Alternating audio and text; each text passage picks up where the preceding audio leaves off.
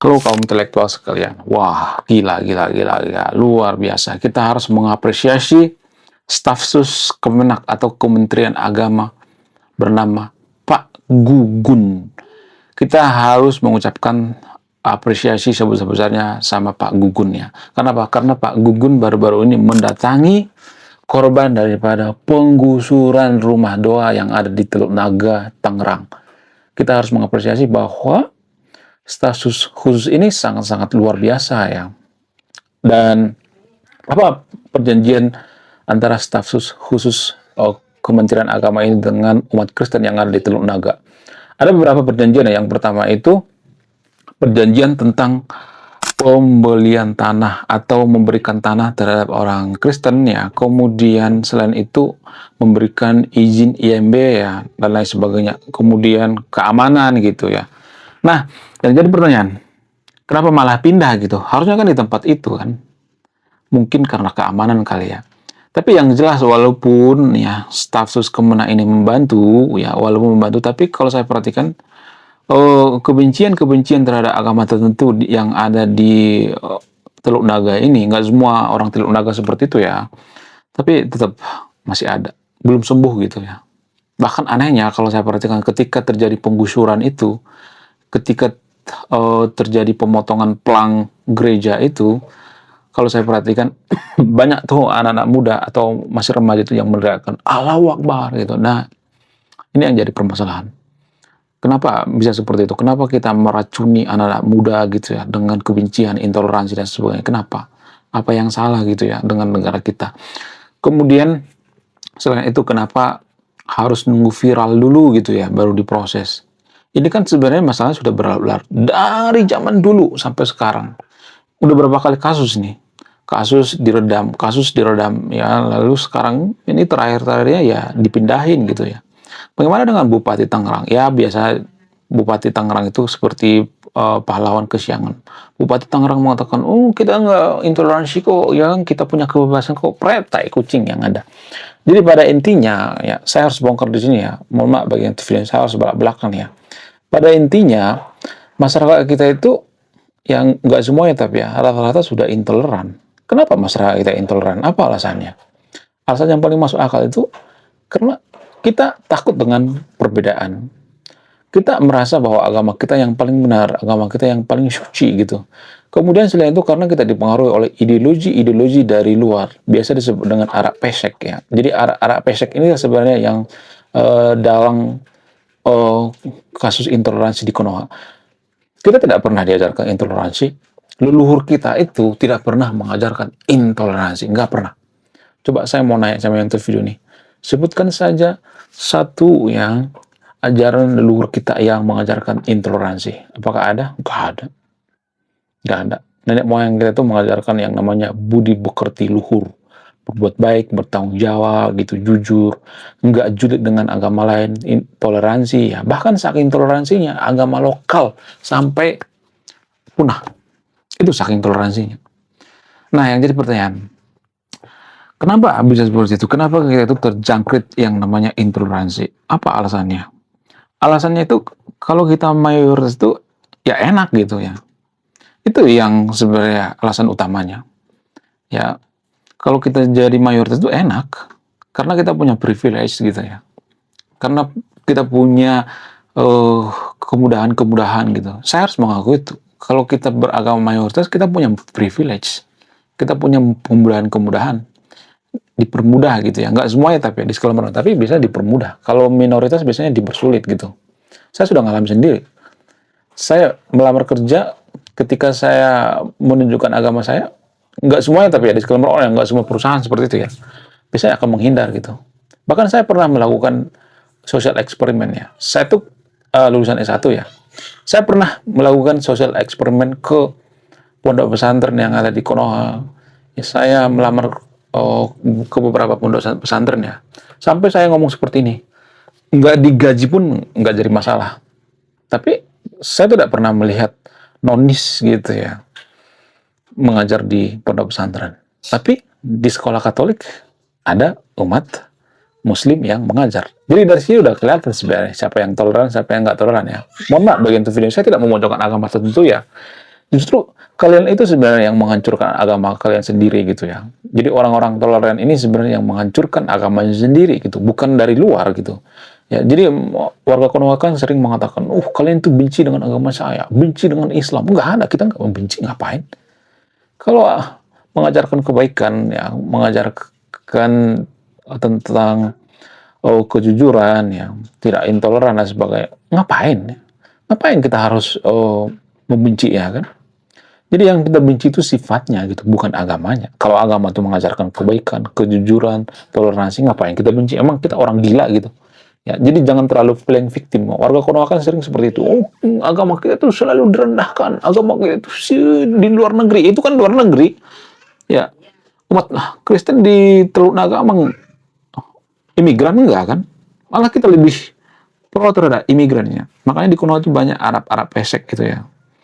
Jadi kita tuh lebih menjunjung tinggi leluhur bangsa lain ya. Ya, leluhur bangsa Yaman gitu ya. Mereka datang ke Konoha, kita sembah-sembah, kita puji-puji. Padahal saudara kita yang nonis hanya untuk berdoa kita gusur-gusur gitu ya. Kita persulit gitu ya. Ada kok yang ada upaya mempersulit pembangunan rumah ibadah. Ya, kemudian saya punya saudara di Banten ya. Jadi saudara saya ini pernah cerita, kenapa di Cilegon itu nggak ada pembangunan gereja gitu. Terus saya nanya gitu ya sama saudara saya. Lalu ketika dia nanya sama umat muslim yang ada di sana, mohon maaf ya, nggak semuanya tapi ya umat muslim yang ada di sana. Ada semacam ya, dugaannya ada semacam ketakutan ya tentang nanti takutnya anak-anak mereka bergabung dengan orang Kristen gitu ya. Karena di dalam agama Kristen itu kan ada musik, ya, ada lagu dan sebagainya. Nanti banyak yang tertarik gitu ya. Nah, itu yang jadi permasalahan. Itulah alasannya kenapa kalau kita perhatikan di Konoha itu ada semacam doktrin untuk tidak boleh meninggalkan agama dari kecil gitu. Kenapa? Karena mereka berpikir bahwa agama mereka yang paling suci, agama yang mereka yang paling benar dan sebagainya. Jadi gini guys, ini pemikiran yang sangat bodoh menurut saya pribadi. Dan ini juga sering mohon maaf ya bagian video ini, sering berulang-ulang gitu ya. Ini pemikiran yang seperti kata di bawah tempurung ya. Saya tidak membela agama Kristen, saya tidak membela agama Muslim di sini ya. Gini, dalam beragama itu kalau saya perhatikan, kita itu ada semacam prinsip yang mengatakan bahwa agama kita yang paling benar, agama kita yang paling suci, agama kita yang masuk surga gitu. Padahal kan agama itu kan bukan ciptaan Tuhan. Coba saya mau nanya sama interview ini. Kalau Tuhan menciptakan agama, agama apa yang Tuhan ciptakan? Ada 4.000 agama di dunia ini. Agama apa yang diciptakan Tuhan coba? Saya mau nanya sama interview ini. Nggak ada kan? Tuhan tidak menciptakan agama. Coba mana datanya? Kalau Tuhan menciptakan agama. Nah, kemudian kalau kita gali lagi lebih dalam lagi gitu ya. Kalau misalnya mengatakan agama saya adalah ciptaan Tuhan, agama saya yang paling diridhoi dan sebagainya. Kapan Tuhan ngomong seperti itu? Kalau misalnya mengatakan dulu waktu zaman dulu tuh abad ke-7 pernah tuh ya diturunkan ayat dan sebagainya. Lah, ketika turun ayat, apakah itu bisa dibuktikan secara ilmiah atau tidak? Apakah itu hanya klaim sepihak atau tidak?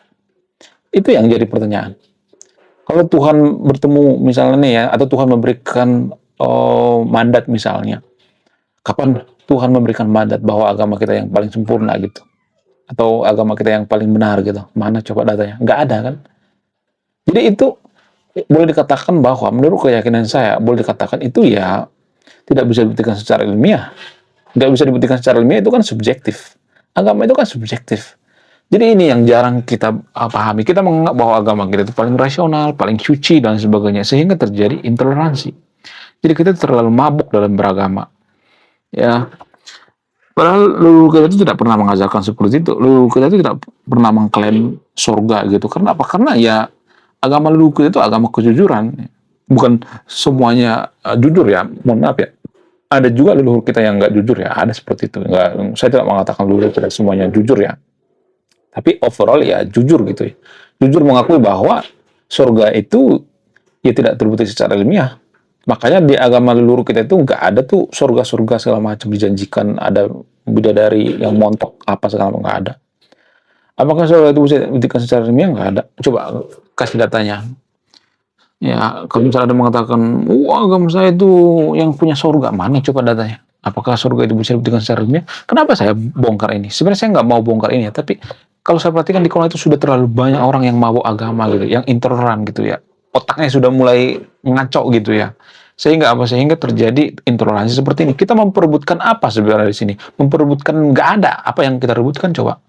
Kita memperebutkan agama itu, agama kita yang paling benar. Nggak ada. Kita tuh seperti memperebutkan angin gitu. Orang yang mempersekusi rumah ibadah itu apakah dia dapat pahala gitu? Kalau misalnya mengatakan, dia dapat pahala, nanti dia masuk surga, mana coba? Apakah pahala itu bisa dibuktikan secara ilmiah? Nggak bisa. Apakah itu bisa ditakar? Nggak bisa. Kalau misalnya mengatakan, nanti mereka akan masuk neraka dan sebagainya, emang neraka itu bisa dibuktikan secara ilmiah? Nggak bisa. Nggak ada. Nggak ada data yang mengatakan bahwa neraka itu ada. Ya, kita bicara by data ya, bukan bicara dari sudut pandang agama. Kalau dari sudut pandang agama ya ada. Kita bicara secara real gitu ya, data real ya, bukan mengawang-awang gitu ya. Agama itu kan subjektif, bukan objektif. Artinya agama itu ya kalau gue mengatakan bahwa agama gue yang paling sempurna, ya itu kan hak gue gitu. Tapi kan permasalahannya kalau ada orang yang mengatakan agama mereka yang paling sempurna, ya kita marah-marah gitu ya. Agama kalian itu nggak sempurna, ya Tuhan itu nggak seperti itu. Tuhan hanya berpihak pada kita. Kalian menyembah manusia. Ya, itu yang jadi permasalahan. Justru kalau saya perhatikan agama itulah yang bikin kita pecah belah. Agama A mengatakan agama yang paling sempurna, agama B mengatakan agama yang sempurna gitu ya. Yang ada apa? Ribut ya. Ribut satu sama lain, saling menyesatkan satu sama lain. Ya. Kalau misalnya mengatakan kalau nggak ada agama, apakah akan ribut? Ada keributan, tapi permasalahannya sudah berkurang gitu ya. Yang diributkan itu ya mungkin memperebutkan lahan, ya memperebutkan kuasa dan sebagainya. Jadi udah berkurang gitu ya. Konfliknya sudah mulai berkurang, nggak bertambah. Malah agama kan yang menambahkan konflik ya. Nggak semua seperti itu ya, tapi ya rata-rata seperti itu. Ya, kenapa terjadi persekusi rumah ibadah gitu ya? Mengusir paksa. Karena kita merasa agama kita yang paling benar, agama lain sesat. Itu intinya guys. Ya, ini tuh jarang dibongkar ya. Cuman kita kan selalu ngomongnya, enggak, aku semua agama mengajarkan kebaikan. Mana ada seperti itu. Kalau semua agama mengajarkan kebaikan, kenapa ada orang yang radikal? Kenapa ada orang yang membunuh atas dasar agama? Enggak semua agama mengajarkan kebaikan. Menurut saya pribadi lebih baik kita fokus ke kemanusiaan. Kalau kemanusiaan baru mengajarkan kebaikan. Ada loh ajaran yang mengatakan kalau lu menggusur agama lain ya, ada agama tertentu di Konoha maksudnya bukan Indonesia ya, lu dapat pahala gitu kalau lu menggusur agama mereka. Ada seperti itu di Konoha. Ya, justru itu yang bikin orang radikal. Tapi kan ini kan jarang dibahas kan. Banyak orang yang tidak membahas ini. Menurut kalian gimana? Coba tulis kolom komentar ya. Saya tidak akan berpihak di video ini. Ya. Dan pemuka agama di Konoha juga diam aja kalau ada masalah seperti itu. Karena ya, mereka akan dimusuhi ya gitu ya. Jadi kita tuh sebenarnya udah sakit gitu ya. Orang-orang di Konoha itu cara berpikirnya banyak yang sakit gitu ya. Terutama masalah agama. Kalau bicara agama kita itu, imajinasinya tinggi banget gitu. Nanti di surga seperti ini, di neraka seperti ini gitu.